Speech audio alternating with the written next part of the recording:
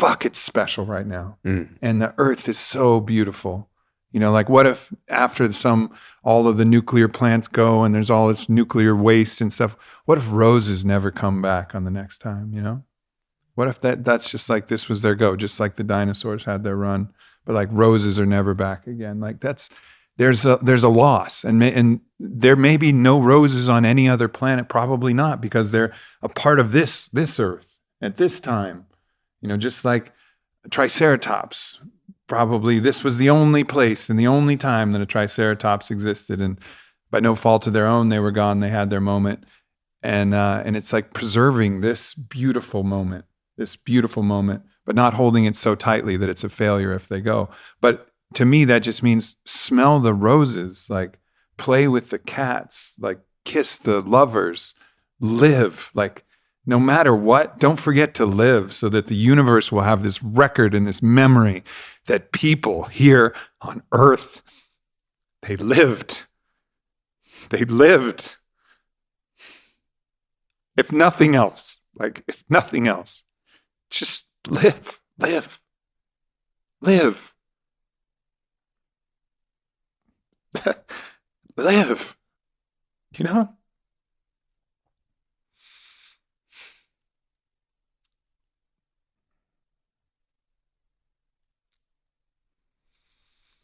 Yeah, it's not.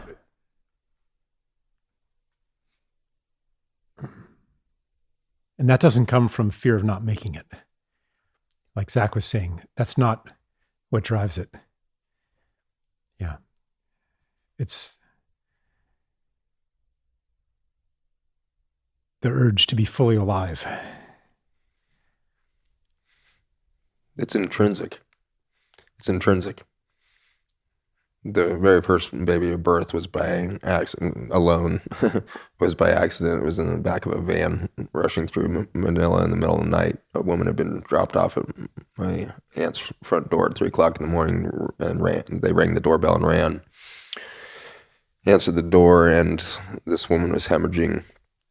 She was not able to speak. She's nonverbal. She was neurologically handicapped at birth. Had probably never spoken in her life, severely affected. She's probably in her 20s, had been raped, got pregnant. She had no idea what was going on, no idea what pregnancy would be. We had no idea, what her situation was, but put her in the van, and my aunt's in the front driving to the hospital. I'm sitting next to this woman, and I'm applying towels to the whole vaginal area, just trying to keep the bleeding contained. And suddenly watching her stomach, into full contractions.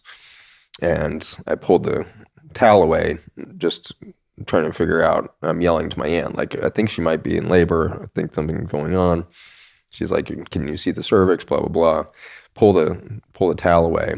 And there's an infant emerging from this woman that's no larger than my hand from head to toe, blue as blue can be, and perfect. Like, it's 3:00 in the morning rushing through, so just like slanting light and everything else, and it's holding this thing in my hand. I had no gloves, anything, and the feeling of this newborn's skin on my hand was unfathomable. It was so soft, like I didn't have the sensory detail to pick it up. And I was looking at this thing in awe, because even though I couldn't quite see it, I could see that every single fingernail, though almost invisible, was perfect. And like, that was the level of detail that had been so masterfully designed that it would emerge like this. And I told my aunt, it's not breathing. And she said, it's not going to breathe. Like, it was super premature. Like, the woman didn't even really look pregnant. By the size of the baby, she was probably 23 weeks at the most. And we're cruising. I didn't want to set the baby down. It didn't feel right. So I'm holding this presumably dead baby. And suddenly there's like a weird little movement in my hand, and I look down, and this thing is taking a breath. And it takes maybe 3 more breaths, tiny little breaths, but I can feel it like through my whole hand. And what it reminded me of is when you had that statement of live, just live. This freaking little thing with a mother who isn't a mother, who doesn't know who she is or where she is or how this all happened. I think he started taking breath and then lets out a scream.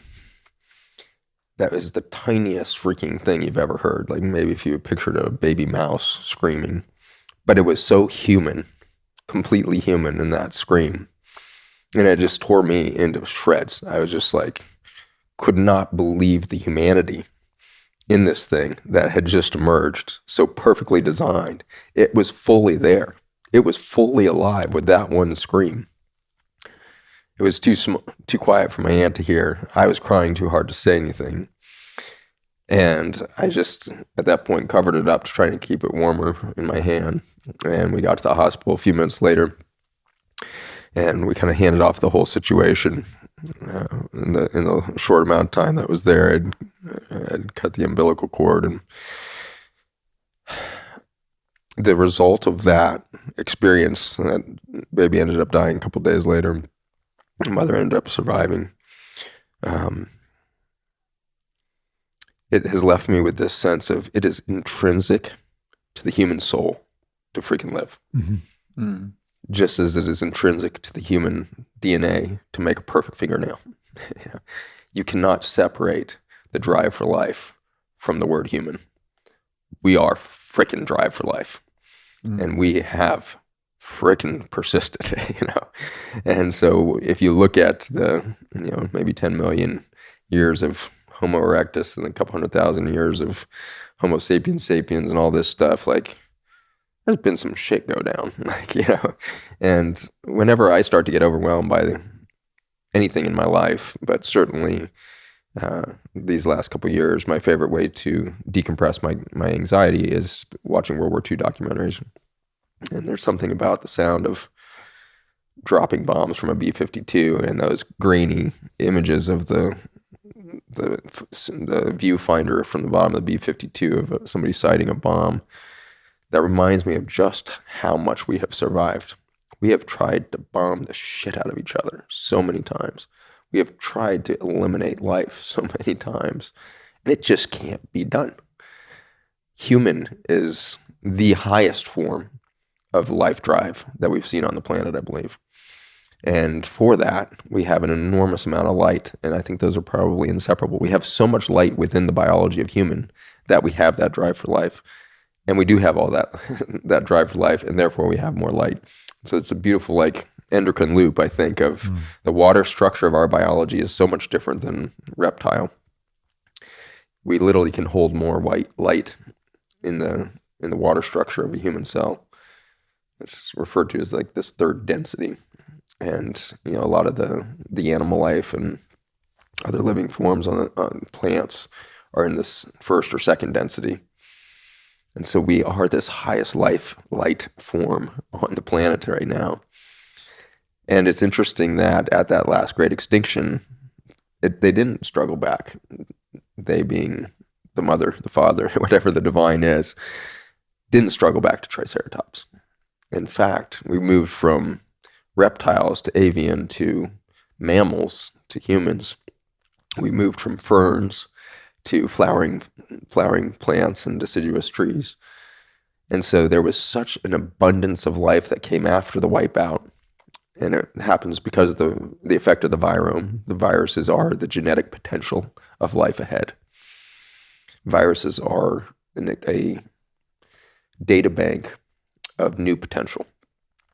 When there's stress put on an organism, it starts making new variants of its own genetics to find loopholes for adaptation, for more biodiversity to occur. So it could be that we are pushing for a much higher life form on the planet as a species, and we are currently shedding massive amounts of viruses along with the pigs and the cows that are suffering under our food system and the microbes that we're slaughtering our soil systems with all the herbicides and pesticides. And for all of that existential stress on the planet, we are creating massive new genomic potential on this planet. And there's a possibility we get to stay and play in that new genetic array and see what comes forward. It may be a new version of human, or it could be a leap as big as Triceratops to Aubrey Marcus.